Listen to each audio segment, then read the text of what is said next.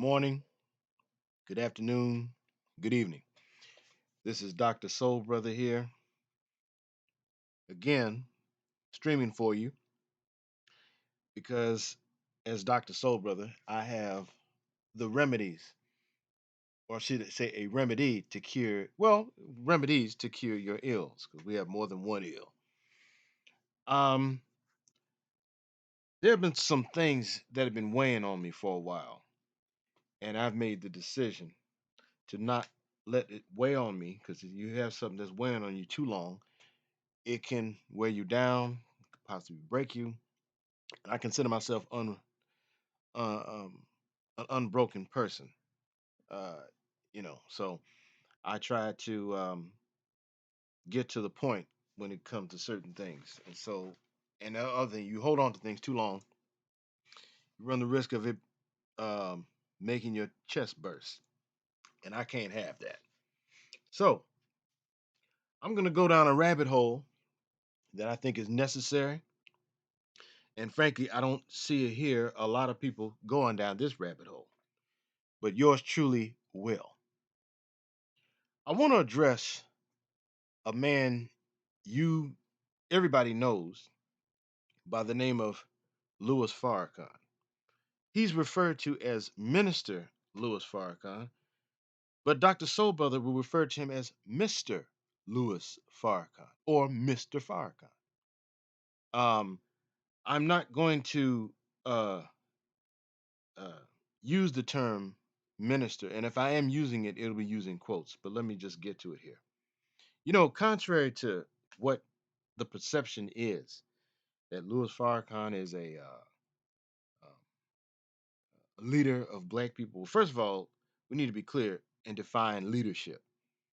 And if you look at the definition of leadership, he does not fit that description or that profile by no stretch of the imagination. I say, well, boy, what are you saying? Well, in order to hear the rest of this, you need to have a sit down, as folk in my family would say. Just have a sit down, have a sit down, and listen to your brother carefully here. Um, I want to make some things abundantly clear, and we can back it up, by the way. This man has been a problem from day one. From day one. I know that's not the common opinion um, among a lot of our people, but you know what? It's not always about being in the majority. Because with me, I don't claim to speak for other people, but with me, I would rather be in the minority and so right than be in the majority and dead wrong. Um, this guy has been a problem forever. And I'm not even going to go into the Malcolm X situation, although I could, but that's only a part of it. That's just the tip of the iceberg. It goes even deeper than that. Um, if you go back, and things are not going to necessarily be in chronological order, necessarily, although I'll try my best to do that. When you look at the conversion of Louis Farrakhan into the Nation of Islam in 1955, he was a young man. He had been a performer, a calypso performer, tapping into his island roots. Born and raised here, but both parents from the Caribbean. Daddy from Jamaica, the mother from St. Kitts, as I understand it. So Calypso was he did similar to Mr. Harry Belafonte. Again, another person who's um, born and raised here, uh, both mother and father from Jamaica. So he too tapped into his island roots, and I'll deal with Mr. Harry Belafonte down the road in this show to make a point and make a comparison for a moment. But while in the nation, he rises up, becomes minister, and is under the tutelage of Malcolm X. And then he and Malcolm fall out with each other, whatnot. But that's a whole nother conversation. The point I'm making is this. I have a lot to say regarding this man. And I'll just speak it bluntly. This man has been a problem from day one. He does not love black folk the way he claims to. There are things that you judge people by what they do. It's not always what they say. And if what you say doesn't correspond with what you do, there's a problem. And he claims all these years to have a love for black folk, but he doesn't. He doesn't.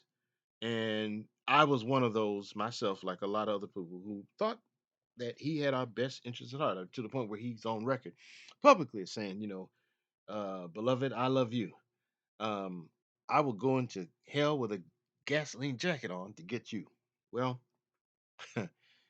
what's funny about that is, we're right now in hell, and he's put us there. And as I go along, I'll explain what I mean by that. If you look at what was happening in the 1960s and 70s, post Malcolm X, he rose up to be the well, he was already a minister, but he for one, he became the minister in Temple Number Seven in Harlem, New York, after Malcolm's assassination. But also, he became the national spokesman for Elijah Muhammad. Um, while he was in Harlem, it's interesting to note. This needs to be noted that while he's in Harlem, Harlem is actually getting worse. Harlem, the conditions in Harlem were getting worse. They were not improving. They were getting worse. In fact, if you look at the movie, what's that movie? Denzel Washington was in, um, American Gangster. Even though the movie doesn't say anything about Louis Farrakhan or the Nation of Islam by extension, you got an idea of what was happening in Harlem at that time. Well, the point is that was on his watch. I need people to hold on to this because as I go on, I'm gonna delve into some other stuff that connects with what I'm saying. So as we go into the 1970s, um, up until, well, he was on the radio, and all that, and speaking on college campuses, even a couple of high school campuses. It's very popular. Got the man's very charismatic. He has that. He can speak.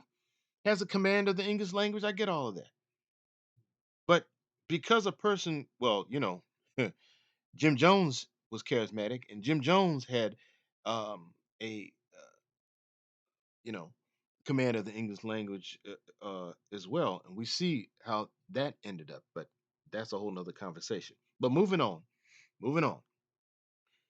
When Elijah Muhammad dies, and let's be clear, he died in 1975. Um, there was a transition where his son Wardni Muhammad took over, and Louis Farrakhan was with him, I think, a couple of years. Then he broke from him and started to uh, decided to restart the NOI. Well, here's where the problem comes in. This is in the late 70s, and by this time, the civil rights movement was done, Black Power was done. There were a lot of compromises. There were people who took the position, hey man, don't come to me with that black stuff and all that kind of craziness. And so what ended up happening, there was a void. And there were people who, in the black community, who were young adults. They were adults in the 60s, and they were getting older in the 70s. And some of them, let's be clear, were not fans or supporters, more specifically, more accurately, supporters of Malcolm X. And so here this man comes on the scene who reminded people of Malcolm, whether they were his detractors or supporters. And he won them over with his charisma. And not only that, he would connect himself with black celebrities. Because remember now, before he joined the Nation of Islam, he was an entertainer. And truth be told, at 90, almost 91 years old, he's an entertainer at heart. Okay? He is. He's an entertainer at heart. Um, so what ends up happening, he goes around the country speaking, comes to California, goes to uh, New York, Massachusetts, where he grew up. Born in New York, but grew up in Massachusetts, Boston, the Roxbury section. Travels the country and attracts a young generation. And when I say young generation, I'm talking about those who maybe were in their teens, 20s in the 1970s, going into the 80s. He attracted them. Attracted a lot of them with his but here's the problem. He came on the scene with dirty hands. Um, he tried to disabuse black folk of our um, American identity, which is what the Nation of Islam historically has always done. Try to say, why do you think Elijah Muhammad would say so-called American Negro as a when you say something is so-called, I mean that ain't the real thing. It's a figment of your imagination, and that's what he went on to do. Something that his son Ward D. Muhammad was not doing. If anything, Ward D. Muhammad was trying to counter and do damage control to what his father did. Okay, so I would encourage folk who don't know much about Ward D. Muhammad to look into him and understand where he was coming from. Um, Louis Farrakhan in 1981 gave the inaugural Savior's Day speech in Chicago, and I believe it was Chicago. And there's a part of that speech that's very disturbing, very disturbing. And it wasn't until years later that I hear this speech, and it just it didn't set well in my spirit. Still doesn't. Where he takes a pot shot at Black History Month when he asked the question. If anybody doubts what I'm saying, all you got to do is listen to it. Just listen to it, and you'll see where I'm coming from. Hopefully, he said, "Is this your Black History Month?" Because remember, this is February, and the reason why it's Savior's Day is because that is the so-called birthday of Ward D. Muhammad. I'm sorry, uh, um, uh, W.D. Fard, um, who they call Master Farad Muhammad. And make no mistake, they call him that. I don't, and we shouldn't. But anyway, because there's only one master, and that ain't him.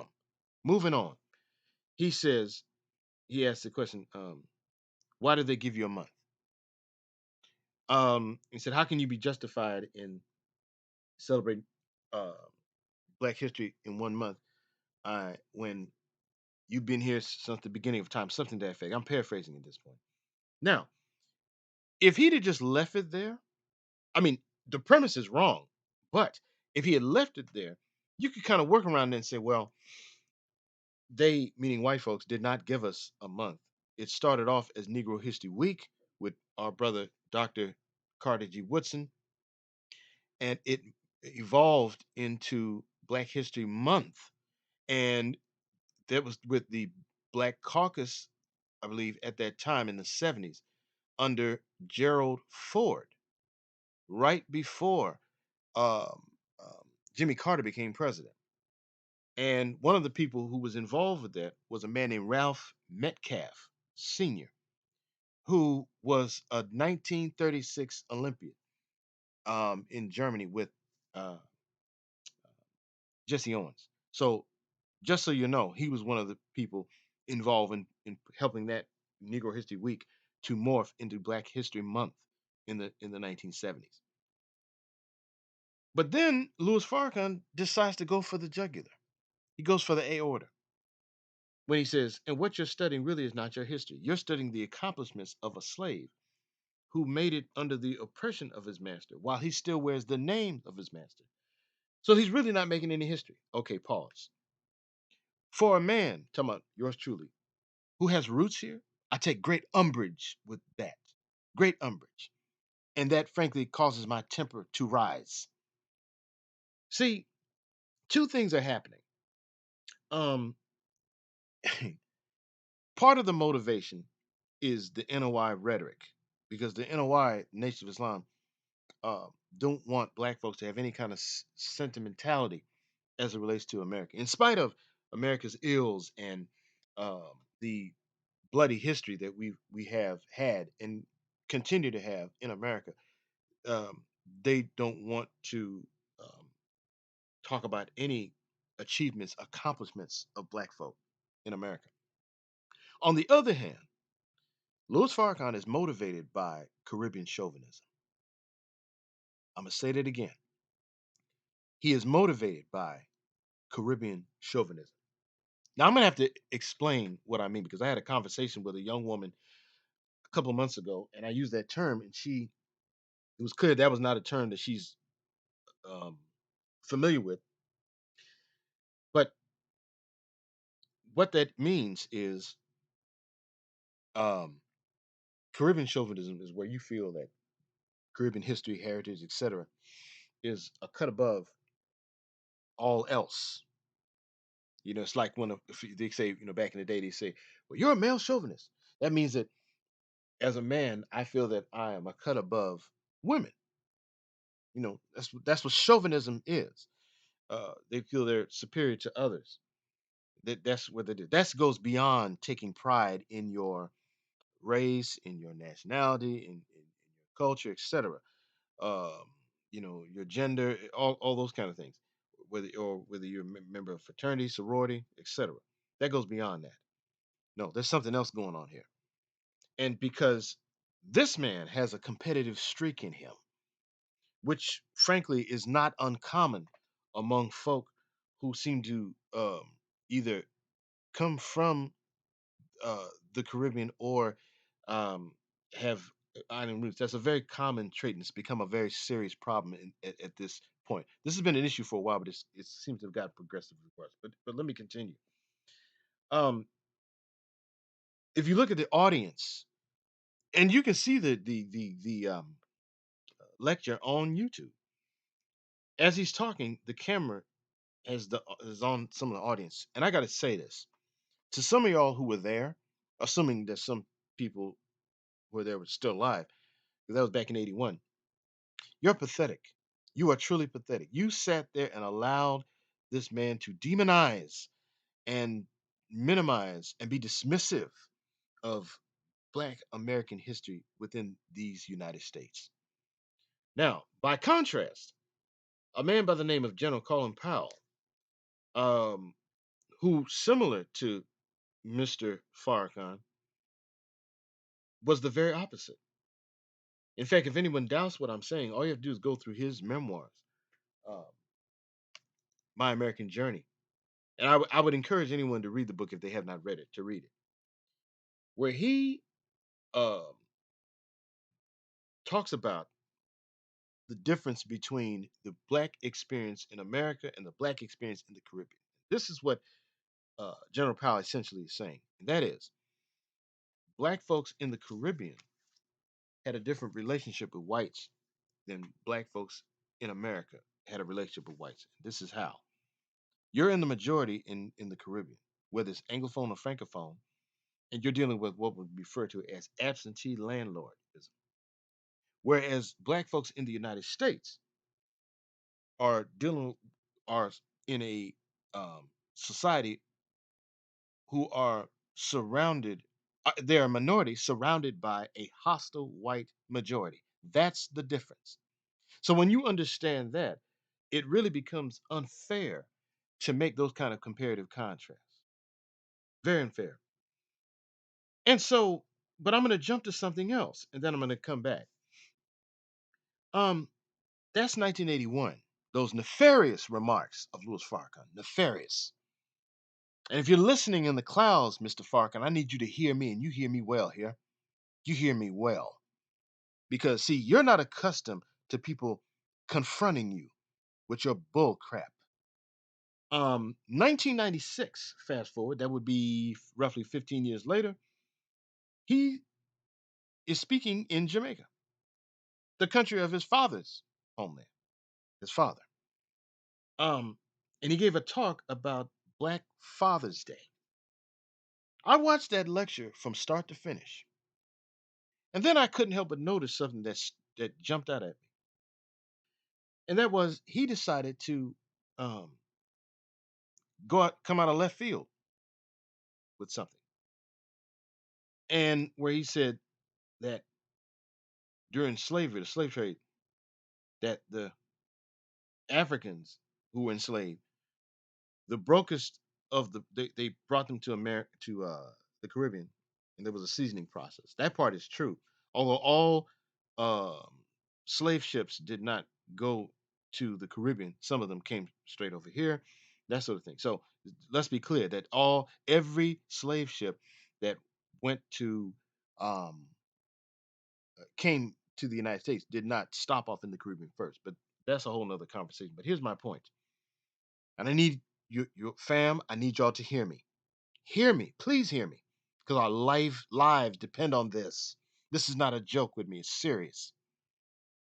He says that the brokest of the broke were sent from the Caribbean and brought to America, but the toughest remain in the Caribbean. And then when he says this, when he says the toughest of the remain, there's like a 2 second delay. And he says in the Caribbean. Then of course the audience breaks out in round of applause. And then he says, "You are a great people, brothers and sisters." Now I cannot begin to tell you how PO'd I got and continue to get over those remarks. Continue. And you have to ask yourself the question. One, is that historically accurate? It is not, because we have empirical evidence to contradict that narrative. Two, um, why would you make some nefarious remarks like that um, in a speech that has nothing to do with slavery? The topic was Black Father's Day. What does that have to do with it? And not only that, ask yourself this question: do those kind of remarks unite Black folks, or do they further the divide? Well, a thinking person would arrive at the conclusion of the latter. Um, and then the other thing that he claims, I don't know of anything written or oral to prove this, but he claimed that Elijah Muhammad, because he said it more than once, he said it here and he said it to a guy named Muda Baruka on his radio show. And that is, according to him, Elijah Muhammad said that what would take black folk in America 6 years to learn, it would take our brothers and sisters in the Caribbean 6 months. Okay? First of all, that's a bunch of bull pucky. Second of all, even if, let's say, Elijah Muhammad said that, which I'm not buying that he said, but let's just say for argument's sake, he said that. That makes it right and exact. That makes it the gospel. The other thing that lets you know Elijah Muhammad could not have said that, because truth be told, Elijah Muhammad was not big on black foreigners, be they African or Caribbean. Okay? No, that's his Caribbean chauvinism coming to the fore. This guy has been a problem from day one. And one of the things that has heightened his Caribbean chauvinism, one of them, of course, is the teachings of the Nation of Islam that is helped, but also he has seen because he was right there when you seen the achievements and accomplishments of black folk in this country. So that's part of what's driving them. He envies black folk in America who have roots here. He envies us who have roots here. He does. He does. And if you doubt what I'm saying, I would suggest that we look at that again. Um, so for that, I'm giving big time pushback. Um, he's also been known to throw shade on the military. Remember him giving a speech, a video I saw where he was in at the forum in Los Angeles, and I'm gonna get to that in a momentarily. He says, "Right now, mothers, your sons are joining the armed forces, not because they're necessarily patriotic, but because they feel that's the only place where they can find gainful employment." And then suggests that the Nation of Islam, by way of the FOI, Fruit of Islam, is a better alternative. No, and not only that, he has grandchildren who are in the nation, in the military. Matter of fact, he even had a brother-in-law, his wife's brother, who had served and benefited from the military. Okay, so this guy is full of it. Um, on the Phil Donahue show, going back to 1985, which is the first time he appeared on it, suggested that, listen carefully, fam, listen carefully, hear me. Suggested that black folk building our own community, um, yeah, he was suggesting that black folk building our own community white folk will have more respect for black people because um, black people will be showing a measure of self-respect. And you know, that's those are his words. If you doubt me, again, go to YouTube. That's one of the great things about social media, and the internet. You can pull up these things whenever you get ready. You know, some things for better or for worse, but in many ways, this is so. You know, we're in information era right now. Um, and then at some point he said we need to use the resources that we have gained in America to better ourselves. If we did that, the racist attitude of whites in this country would diminish because they would see black people for the first time in a self-respecting position. Pause. First time? Are you serious right now? First time. Pick that up. I'm going to read that again. We need to use the resources that we have gained in America to better ourselves. If we did that, the racist attitudes of whites in the country would diminish because they would see black people for the first time in a self respecting position. How insulting! How insulting! Okay, let me tell you something right here. If you listening, I hope you are Mr. Farrakhan and anybody else, whether it's his family, followers, whoever, you let him know what I'm saying here. And I'm saying to you, mister, you are a deceptive bastard. A deceptive bastard. How dare you with your 90 something year old self? You know better than that, even though you were in your 50s when you made those remarks. Still, you know better than that. You went to an HBCU in North Carolina in the early 1950s. Huh? The school was at that time Winston-Salem Teachers College, which today is Winston-Salem State University, and that's in North Carolina. Understand this. Why is that significant? It's significant for this reason. While he was a student there in the early 50s, this is before the civil rights movement, 5 years before the civil rights movement jumped off with the Montgomery bus boycott. Because he was there, I think, from 1950 to 1953, somewhere thereabout, early 50s. Here you are from the north, Massachusetts. You are traveling down south at an HBCU. You are in the dormitory. You are among your own people in a segregated South. You are among black folk who were primarily Southern, primarily. And which means that you were exposed. If anybody's ever seen the movie, uh, what was it? Once Upon a Time We Were Colored, which takes place from 1946 to 1962, I believe. Even though that's Mississippi, still, you watch that movie, you get a sense of the environment of the South in those days. Well, Winston Salem was no different. That was reflective of the culture.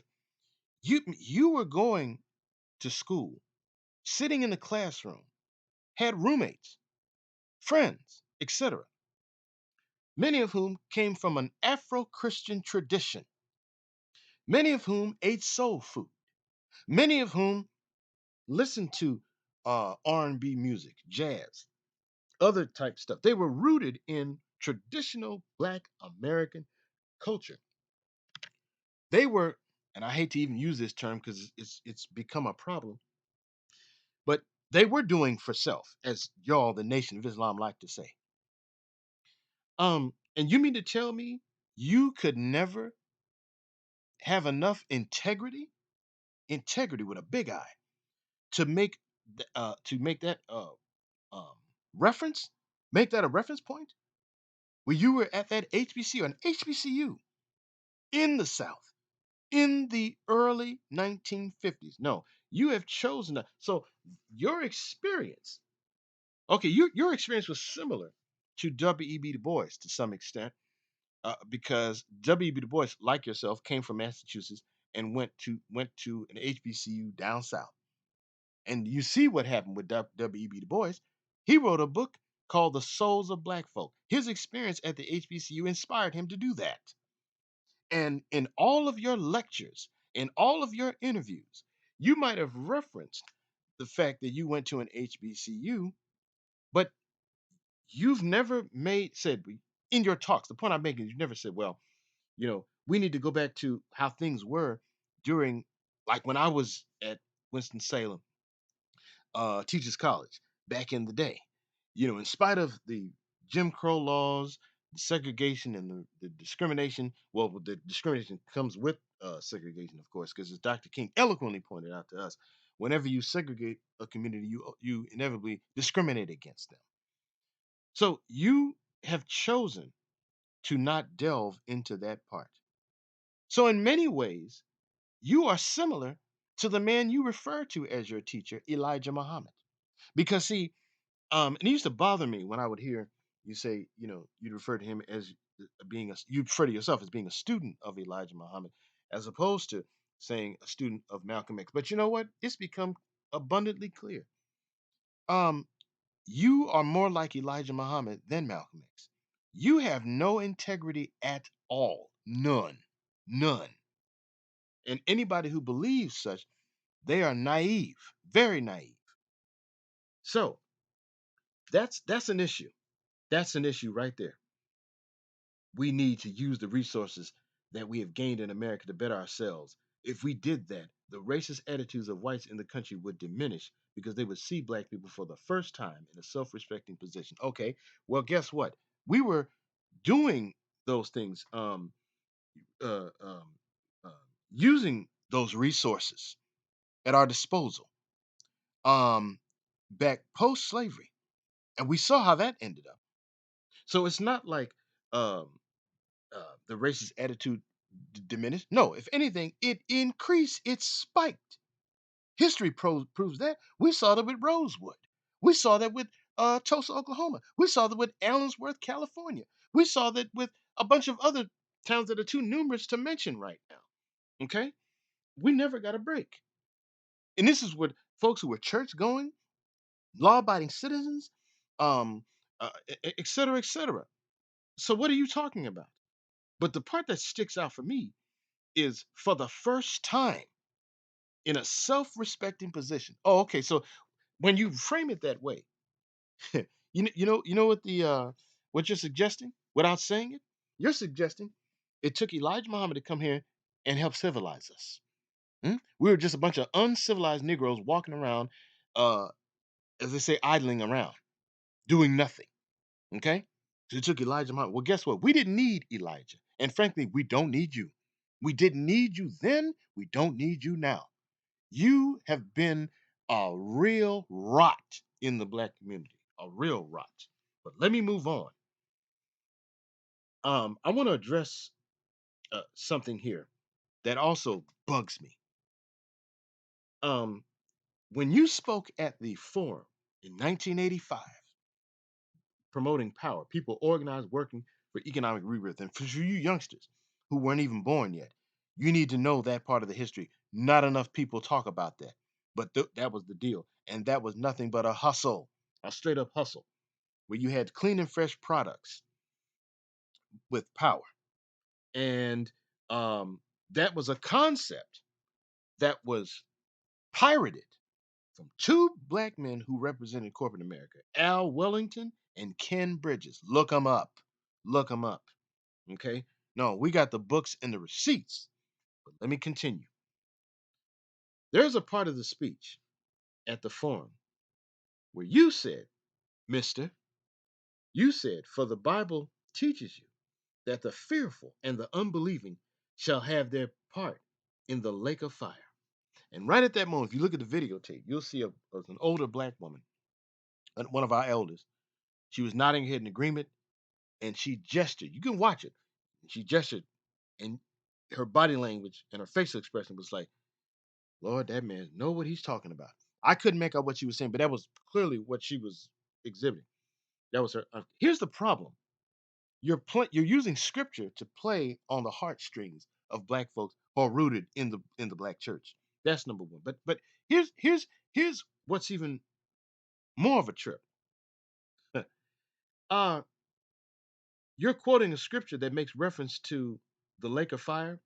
Um, meaning hell. Well, guess what, fam? Are you aware that the Nation of Islam, they don't believe in hell? That's a huge contradiction. They don't believe in hell. They don't. They don't believe in heaven or hell, actually.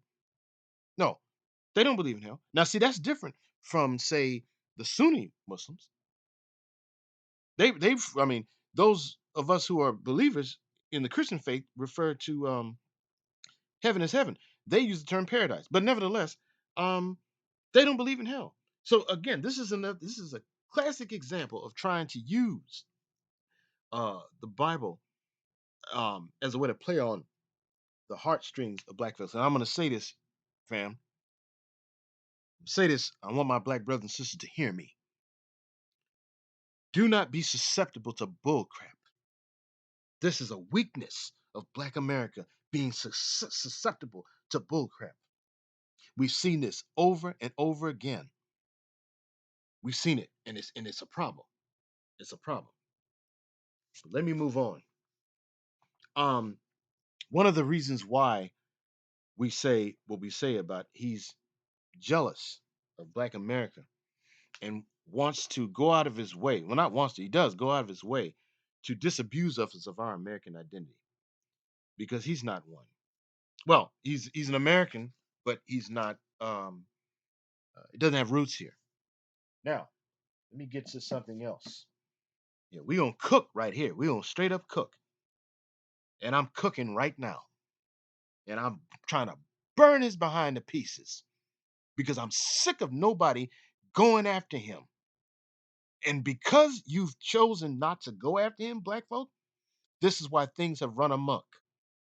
Now, to the black preachers, I want to talk to you, pastors, and that includes you. What's his name there? Reverend Frank Reed. You were in Los Angeles. You were one of those ministers who hosted him in your church. You should never have done that. Not just Frank Reed, a host of others throughout this country that did that. And believe it or not, this is the reason why folk have an aversion to the black church, believe it or not.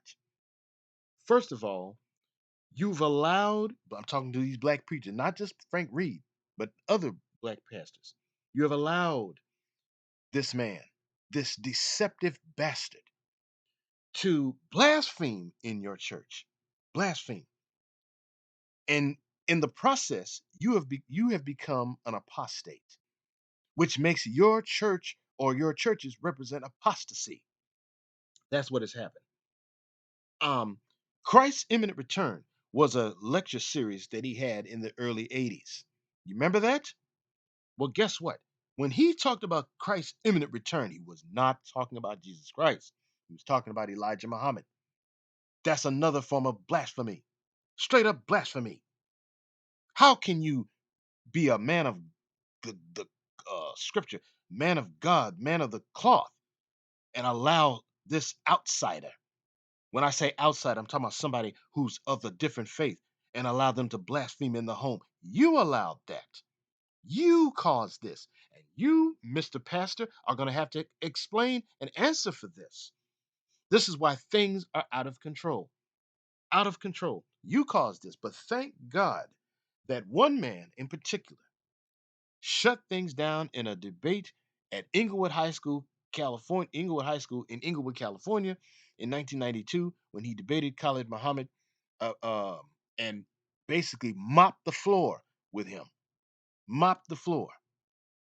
He's one of the few. And there was a pastor in Illinois, I want to say Chicago somewhere, who refused to allow, this is back in the day, who refused to allow Louis Farrakhan to speak in his church because he took issue with his rhetoric, understandably so. And here's the thing, it's one thing to talk about the unification of black folk. It's another, it's yeah, it's one thing to talk about the unification of black folk. It's one thing to talk about black economic empowerment. No problem with that. But where you don't cross the line is when you start going in on the faith. That very institution that served as a bridge over troubled waters. And this is not the white man's religion. It is not. Contrary to what has been told to us. And I have to say, with all due respect to Reverend Jesse Jackson, when Reverend Jesse Jackson threw in his hat in the political arena to go for the presidency of the United States, the worst thing that could have happened was to have you, Mr. Farrakhan, on his team. Things went down for him ever since, to the point where right now, as we speak, there are people, younger people, who have no use or respect for Reverend Jesse Jackson. It was similar to what happened when a bunch of young Turks were in the black community in 1965 when Reverend Dr. Martin Luther King Jr. attempted to speak. Again, you can see all this on YouTube. All this, what I'm telling you, I've researched, okay? Read about, even talked to some people about this, and they've seen footage. And if you see that footage, it's awful. But you see, that came from the rhetoric of Malcolm X, even though Malcolm X um, was trying to engage in damage control after he was no longer under the spell of the Nation of Islam. The problem was damage had been done. And then the Nation of Islam was still on the scene doing damage with their rhetoric as it relates to black preachers. So this what was happening with Reverend Jesse Jackson was a spillover from that. And let's be clear. When you sat across Mr. Far, oh, I want you to hear me. You going excuse me. You gonna hear me. This is something serious. When you sat across from Ed Gordon on BET 1990, you claim that you had learned from the experience with Malcolm X when you had declared Malcolm X, when all y'all had declared Malcolm X as a enemy to the nation, that you saw what happened with him, and that was a lesson for you, so that when Jesse Jackson came on the scene and Jesse Jackson denounced you, that you didn't attack him. Well, here's the deceptive part. You didn't attack him, but you allowed your ministers to. You did, including Khalid Muhammad, and you looked the other way. So you did a Pontius Pilate move, sucker. That's what you did. You pulled up. You washed your hands of it. You put a Pontius Pilate move, and all this is done right in the face of black folk. We didn't realize what we were looking at. We didn't realize the demon who we were dealing with. I said that, a straight up demon. Now, um, it's interesting. Black folk turned against Jesse Jackson because of you, because of your rhetoric, and because of what you allowed your ministers to do. And anybody who remembers Reverend Jesse Jackson in the 60s, 70s, and in the 80s during the time when he was running for the presidency twice, once in 84, second time in 88. He was well respected in the community, especially in the South. Because remember now, he's a Southerner. He's a Southern, he's a country preacher, as he would refer to himself. And anybody who's old enough to remember those days, um, Reverend Jackson was respected. But you came along and soured things. You did. All because of ego and undermining. No, you're not a friend of Reverend Jesse Jackson. You're not, and you're not our brother. You're not. Um, this thing about um, when, and I'll say this to our sister Angela Rye. I need you to hear me. You need to really understand who you're dealing with. I saw when you were being having a conversation with Charlemagne, and when you were getting emotional because you said your feelings were hurt when you played an excerpt of a lecture that he um, had on social media regarding his outlook toward the Jews. Angela, sister, please understand this man has never been for us. Never. From day one. From day one. Um, you need to understand who you're dealing with. This man and his rhetoric is reprehensible. Reprehensible. Okay? Um, the one person who, and this is really a shame and a disgrace, who's on record of uh going after him publicly is, may he rest in peace, Professor Dr. John Henrik Clark. And you can see his lectures on the internet. And folks are under a spell and they cannot see the forest from the trees. This is sad and pathetic. But while this may be the case, I want it to be made clear. Mr. Farrakhan, some of us are on to you. And you are 90, almost 91 years old. I want it to be made clear. Before you ride off into the sunset, let the record show that some of us are hip to you and your bull crap. You have caused major damage in ways that I don't know if they can be repaired. Only God in heaven could fix this. Because unfortunately, and this is the part that pains me personally, a large segment of our people are gone when it comes to you. It's like a woman who's in love with a man, but because he's hitting that spot, uh, she can't think straight. And that's what has happened to us. You never liked us. You have contempt for us. You are not about the unification of black folk. You are a Caribbean chauvinist. That's what you bring to the table. And while I'm at it, I need some of these people to know something, fam. You know, you're right to go after some of these black foreigners, be they African or Caribbean, who are out of line and out of pocket, talking greasy about black Americans. But no one understand.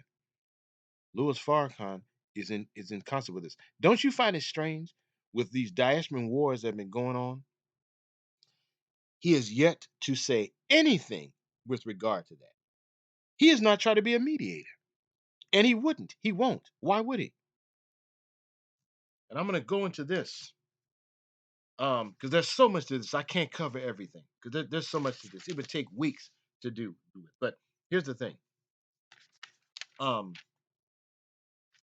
when you were in Iran, um, I believe that was November 8th, 2018. During your press conference, you remember that, Mr. Farrakhan? Yeah. You were told the press, America is mine. I am more of a patriot. The policy you made reference to the policy of my country to get most of their policies, um, my country. Oh, really? Okay, so let's unpack that. Here you are, a black person born and raised in America. You have island roots. You don't have roots here. Neither one of your parents are here. But America is mine. How is America more yours than ours? Make that make sense. Black folk, I'm telling you, don't get played. Too often we get played, and that's what we're dealing with. He's been playing us like a fiddle, a violin. He is a violinist. He's been playing us like his $1.5 million violin he paid for years ago.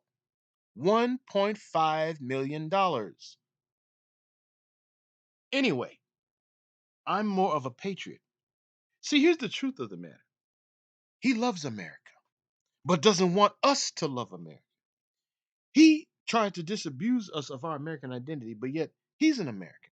And proof of that, during that talk, he talked about the during the press conference, there was a guy, a reporter, who made reference to "Death to the United States" slogan being from the Iranian people to the American leaders. And if you watch it carefully, you can see Louis Farrakhan's body language, and you could tell he was a little ill at ease as the guy was talking. And he said that your person exposed to some of the policies that are done and carried out against you.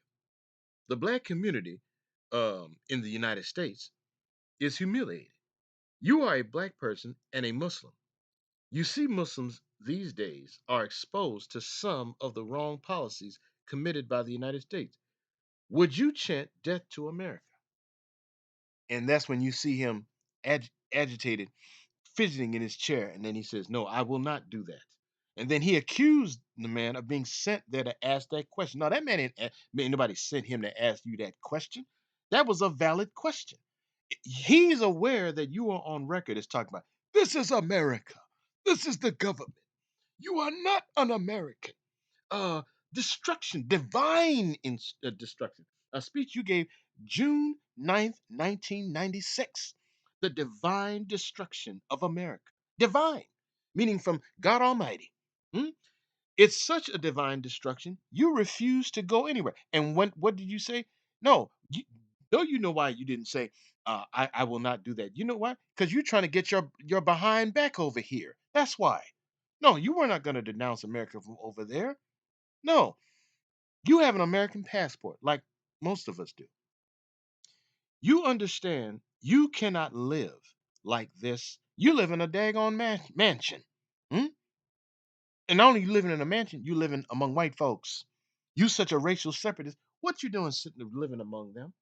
That makes no sense. That's a huge contradiction. I'm telling you, you such a separatist. How come you're not living in a middle class neighborhood with black folks?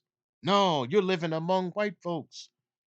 That is a neighborhood that Elijah Muhammad was living in back in the day. And the fact that it's still a lily white neighborhood, what does that tell you? What does that tell you? Brothers and sisters, we've been had. We've been had. So, um, that's what we're dealing with. No, uh, he's not trying to live outside of these United States, nowhere. If he was really about that business, he'd have been gone. He'd have been gone. And not only that, he is not a threat to the system.